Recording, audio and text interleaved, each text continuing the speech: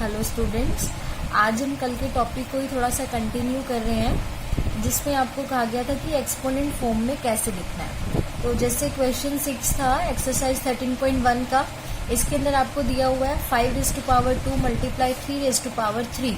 तो इसको सिंप्लीफाई कैसे करोगे? तो सिंपल है, 5⁻² that means 5 multiplied 2 times, 3⁻3 that mean 3 multiplied 3 times. 5 5 जा 25, 3 3 जा 9, 9 3 जा 27। इन दोनों को मल्टीप्लाई करोगे तो यू गेट 675। ठीक है। Similarly we have another question 2.2 of SB4। अगर आप ए पार्ट को देखें तो क्या है आपके पास, -2 मल्टीप्लाई 10⁻6, -2 मल्टीप्लाई 10⁻6 का मतलब क्या है, 10 इज मल्टीप्लाइड बाय 6 टाइम्स। ठीक है। तो -2 मल्टीप्लाई, इसे मल्टीप्लाई करोगे तो यू गेट 10 लाख, दोनों को मल्टीप्लाई करोगे तो यू गेट -20 लाख। माइनस क्यों आया? बिकॉज यहाँ पर 2 के आगे माइनस है और ये प्लस क्या, प्लस माइनस माइनस। क्लियर है। अब आपके पास है एक्सप्रेस 243 इन एक्सपोनेंशियल फॉर्म। अगर आपको कोई ऐसा नंबर दिया हो और कहा जाए एक्सपोनेंशियल फॉर्म में एक्सप्रेस करना है, ये आपके लिए थोड़ा सा नया आर्टिकल है, तो आपको क्या करना है, प्राइम फैक्टराइजेशन करनी है। क्या करना है आपने? Prime factorisation. प्राइम फैक्टराइजेशन आपको पहले से आती है, छोटी क्लासेस में आपने सीखा भी है, फिर भी हम यहाँ पे एक बार रिवाइज कर लेते हैं। प्राइम फैक्टराइजेशन क्या होता है? 243 है, आपको क्या करना है, इसे प्राइम फैक्टर्स में डिवाइड करना है। जैसे कि एक तरह से आपको यहाँ पे डिवाइड करना है। तो 3 8 जा 24, 3 1 जा 3, 3 2 जा 6, यहाँ पर 2 बचा, यहाँ पर क्या बन गया 21, 3 7 जा 21, 3 9 जा 27, 3 3 जा 9, 3 1 जा 3। तो आप क्या देख रहे हो यहाँ पे कि ये जो फैक्टर्स मिले आपको, ये कैसे फैक्टर्स मिले हैं? Prime factors.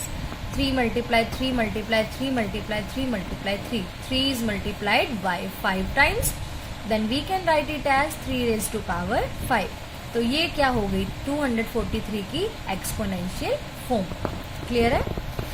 अगर आपको एक और एग्जांपल कहा जाए, write this number as product of power of prime factors, तो आप कैसे लिखेंगे इस नंबर को? कैसे लिखना है? Product of power of prime factors. तो इसे लिखने के लिए आपको क्या करना है, जैसे आपके पास ये नंबर है 18, इसको आप कैसे लिख दोगे? 18 मल्टीप्लाई 10,000। क्लियर है। Sorry, 18 multiply 1000। I am extremely sorry for that. Write it as 18 multiply 1000। अब आपको क्या करना है, जैसे कि आपको कहा था कि प्रोडक्ट ऑफ प्राइम फैक्टर्स, तो आपको प्राइम फैक्टर्स के प्रोडक्ट की फॉर्म में लिखना है। तो अगर आप 18 को प्राइम फैक्टर्स की फॉर्म में लिखो तो कैसे लिखोगे? 18 को प्राइम फैक्टर्स की फॉर्म में लिखना है। तो 2 9 जा 18, 3 3 जा 9, 3 1 जा 3। तो आपने इसको लिख दिया 2 मल्टीप्लाई 3 मल्टीप्लाई 3। ऐसे ही 1000 को लिखोगे तो क्या होगा? 10 मल्टीप्लाई 10 मल्टीप्लाई 10। अच्छा, मैं बार बार प्राइम वर्ड यूज कर रही हूँ, तो क्या आपको प्राइम का मतलब पता है? तो प्राइम का मतलब क्या होगा कि ऐसा नंबर जिसका 1 के अलावा कोई भी कॉमन फैक्टर नहीं होगा। ठीक है। तो इसको हमने प्राइम फैक्टर की प्रोडक्ट की फॉर्म में लिख दिया। अब आपको क्या करना है, ये एज इट इज लिखा रहने दो। अब जो 10 है, क्या अभी मैंने एक बात बोली कि प्राइम क्या होगा कि जो कॉमन फैक्टर जिसका क्या होगा 1। क्या 10 का कॉमन फैक्टर 1 है? नो। क्यों?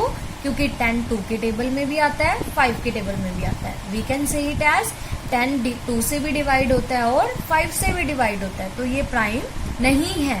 तो इसे हमें एक स्टेप और लिखना पड़ेगा, इसको प्राइम फैक्टर्स में लाना पड़ेगा। 10 को क्या लिखोगे? 2 मल्टीप्लाई 5। इस 10 को क्या लिखोगे? 2 मल्टीप्लाई 5। इस 10 को क्या लिखोगे? 2 मल्टीप्लाई 5। ये स्टेप मैंने क्यों किया? क्योंकि हमें कहा गया है कि हमें प्राइम फैक्टर की प्रोडक्ट की फॉर्म में लिखना है, तो हमें 10 को क्या बनाना पड़ेगा? प्राइम फैक्टर्स की फॉर्म लानी पड़ेगी, इसलिए हमने ये स्टेप किया। ठीक है। तो अब इसमें आपको दिख रहा है, एक तो 2 नंबर आ रहा है पूरे में, एक 3 आ रहा है और एक 5 आ रहा है। तो 2 को इकट्ठे लिख लिए मैंने, जितने भी 2 थे, 1 2 3 4। 4 टाइम्स 2 आ रहा था तो मैंने पहले कलेक्टिवली लिख लिया। फिर 3 1 2 3 2 टाइम्स आ रहा था। 5 3 टाइम्स आ रहा था, तो मैंने इसे एक्सपोनेंशियल फॉर्म में लिख दिया 2 raise to power 4 multiply 3 raise to power 2 multiply 5 raise to power 3। तो ये हमने इसे किस फॉर्म में लिख दिया, product of power of prime factor, product of power of prime factor. देखिए ये क्या है, 2 3 और 5 प्राइम फैक्टर्स हैं, और ये क्या है, प्रोडक्ट है, product of power of prime factors. Clear है? क्या आप इस नंबर को इस तरीके से लिख सकते हो, 2 multiply 3 raise to power 2 multiply 10 raise to power 3? अगर आप मल्टीप्लाई करोगे ना तो मिलेगा तो आपको यही नंबर, लेकिन ये लिखने का तरीका गलत है। क्यों? अभी मैंने आपको ऊपर एक्सप्लेन किया था, 10 is not a prime number. Clear है?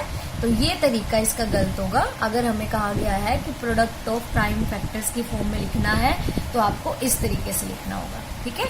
क्यों लिखना होगा उसका रीजन बताया मैंने, 10 is not a prime number. Clear? अब अगर आपको एक और नेक्स्ट एग्जांपल दिया जाए कि राइट 512 एज एक्सपोनेंशियल नोटेशन, तो आप वही काम करोगे, प्राइम फैक्टराइजेशन करोगे और उसे एक्सपोनेंशियल फॉर्म में लिख दो। ठीक है? नेक्स्ट है आपके पास एक आर्टिकल है, कॉन्सेप्ट है छोटा सा, कि अगर आपका बेस नेगेटिव है, जैसे मैंने यहाँ पे एक बार 1 ले लिया आपको समझाने के लिए, बेस नेगेटिव है और उसकी पावर इवन है, इवन मतलब 2 4 6 8 10 12 ऐसी इवन नंबर में अगर कोई पावर है तो आपको उसका आंसर क्या मिलेगा, हमेशा पॉजिटिव। और अगर नेगेटिव बेस की पावर ओड है, ओड मतलब 3 5 7 9 11 इस तरीके से, तो उसका आंसर आपको क्या मिलेगा, नेगेटिव। ठीक है? तो जरूरी नहीं है यहाँ पे 1 के लिए ये रिजल्ट ट्रू है, ये रिजल्ट हर नेगेटिव बेस के लिए ट्रू है। तो जनरली क्या कह सकते हो आप कि बेस नेगेटिव हो और उसकी पावर ओड है तो आपको नेगेटिव आंसर मिलेगा, और यहाँ पे सॉरी नेगेटिव आएगा। ठीक है? और अगर बेस जो है नेगेटिव और पावर है इवन तो आपको आंसर पॉजिटिव मिलेगा। ठीक है? ये भी सेम क्वेश्चन है, जैसे 81 है, 81 को आपने एक्सपोनेंशियल फॉर्म में लिखना है, तो एक्सपोनेंशियल फॉर्म में इसको आप कितने तरीके से लिख सकते हो, 9 रेज़ टू पावर 2 से भी लिख सकते हो, 9 मल्टीप्लाई 3 रेज़ टू पावर 2 से भी लिख सकते हो, 3 रेज़ टू पावर 4 से भी लिख सकते हो, क्योंकि उन्होंने एक्सपोनेंशियल का है।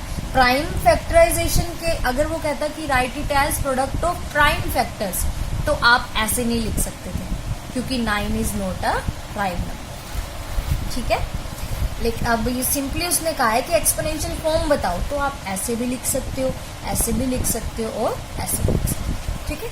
तो जो आपका होमवर्क रहेगा वो क्या है, solve question 3 part 3rd and 4th and question 5th of exercise 13.1 of NCERT and practice question 3.1 on SB5। ये सॉल्व करना है आपको। Thank you student.